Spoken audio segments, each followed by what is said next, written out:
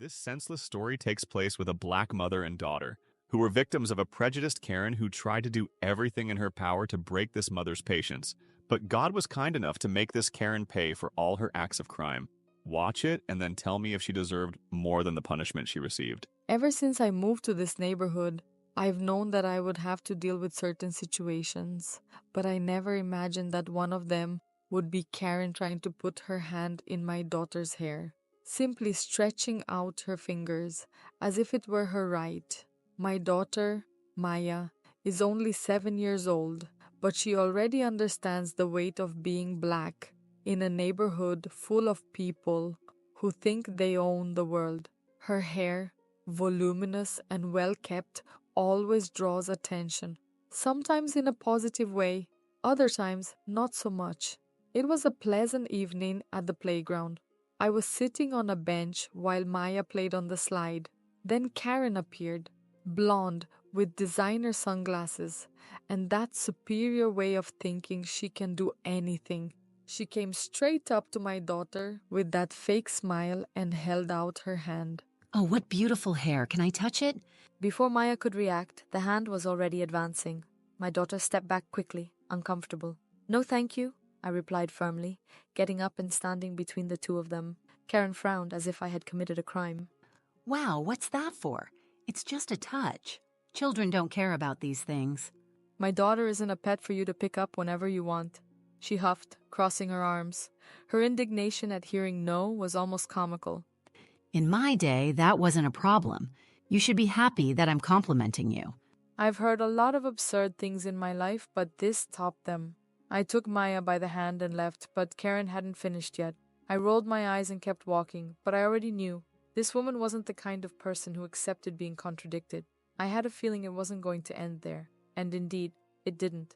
This Karen had the audacity to call the police. And what's worse, she swore she was right. The sirens cut through the silence of the park, and my heart already knew that Karen had her finger in it. When the car stopped and the policeman got out, I realized that he seemed as out of patience as I was.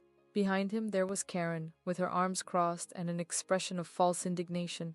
I was still trying to understand how this had become a police case. The policeman asked what had happened, and Karen came forward, speaking as if she had been attacked. She said that I had humiliated her in public, that my reaction had been aggressive, that it all started because she just wanted to touch my daughter's hair. I was in shock.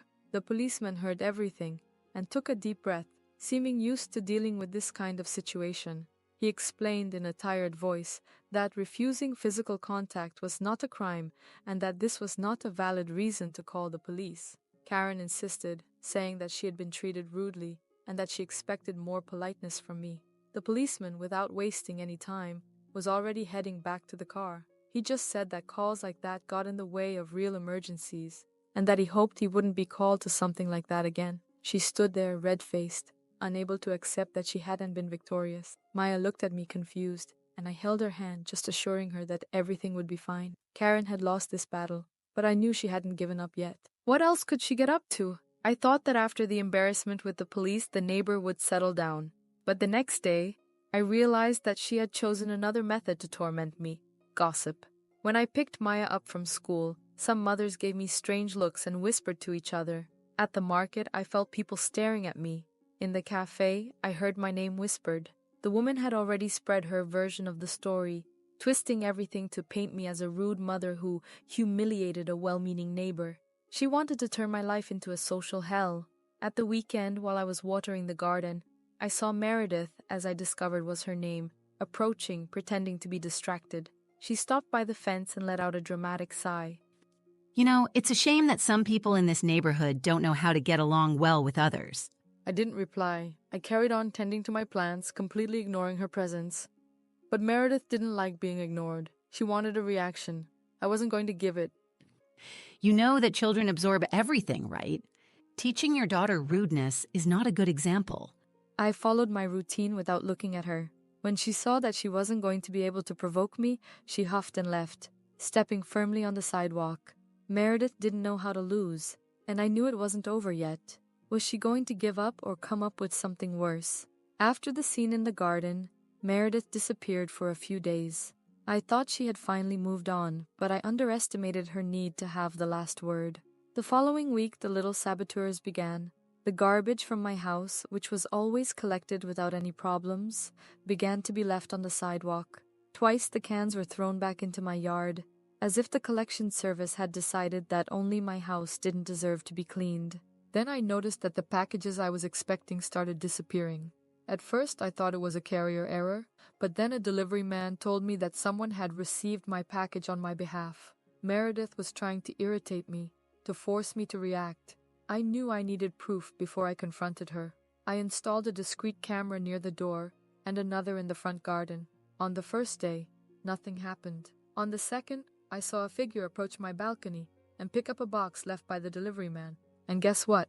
There was Meredith, wearing a sweatshirt and sunglasses, trying to play the professional spy. The next day, I went to her house. She opened the door with a fake smile, as if she had nothing to hide. "I want my packages back," she blinked, pretending to be surprised. Packages? I don't know what you're talking about. I took out my cell phone and opened the video, clearly showing her picking up the box from my balcony.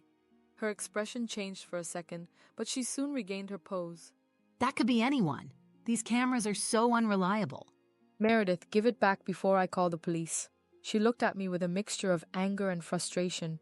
She huffed, rolled her eyes, and slammed the door in my face. A minute later, she appeared again, holding my boxes. Here, but you need to learn to relax. It was just a mistake. I took the boxes and held back my laughter. Did she really think she could get away with that? As I turned to leave, I heard her voice behind me. I had no doubt about it. Meredith didn't know how to lose, and she was about to make it worse. I already knew that Meredith wasn't going to give up so easily, but I still underestimated how far she would go to try to get to me. After I got my packages back, I thought she'd settle down. But within a few days, it became clear that I was wrong. It started with something subtle. Muddy footprints in my yard, as if someone had walked there late at night. Then the garage door, which I always locked before going to bed, dawned ajar twice. Small things, but enough to make me alert. On the third night, I woke up to Maya calling me, frightened. She said she'd heard noises outside, like footsteps on the grass. I took out my cell phone and checked the cameras I had installed. There Meredith was, in the middle of the night, walking in front of my house as if she owned the place. She was looking at my door and the windows, as if she was expecting something. That was the last straw. The next day, I went to the police station and took the videos to the officers. I explained everything that had been going on, from the gossip to the theft of my parcels. The police officer watched the videos with a look on his face and made some notes. Hours later, a police car pulled up in front of Meredith's house. She stood at the door talking to the officers for a while, gesticulating and looking indignant. But in the end, she went inside and slammed the door, clearly furious. That night, for the first time in weeks, I slept peacefully. The police were already watching her. If she tried anything again, there would be no escape.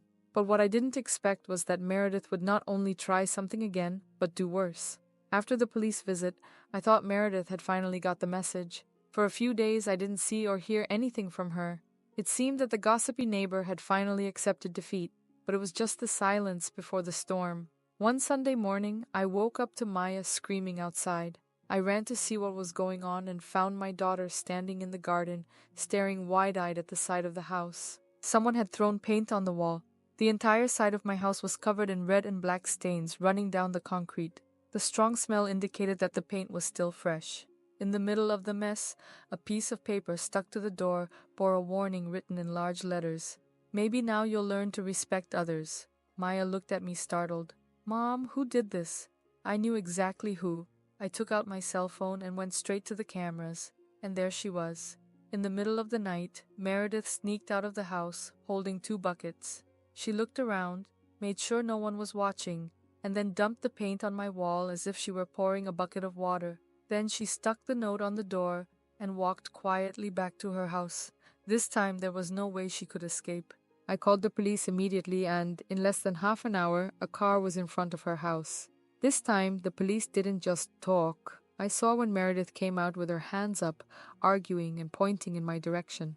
She was taken to the police station, and, at that moment, I knew that her story in the neighborhood was coming to an end.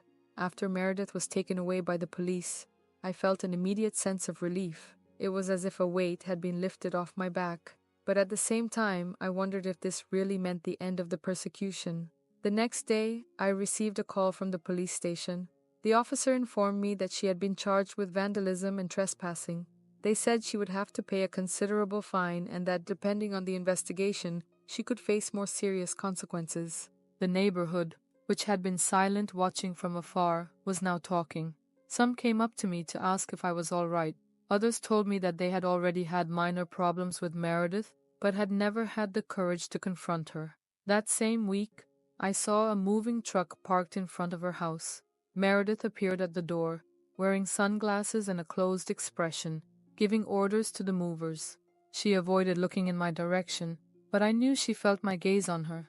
Hours later, when the truck was gone and the house was empty, a sense of peace finally returned to the neighborhood. Meredith was out of my life. Maya hugged me as we looked out of the window. She's gone, isn't she, Mom? Yes, daughter. It's over. At least that's what I hoped. Hey, don't forget that we have plenty of real stories from followers who recount the most sinister moments with the Karens. Take a look at our card, don't forget to leave your like and comment, and see you in the next video.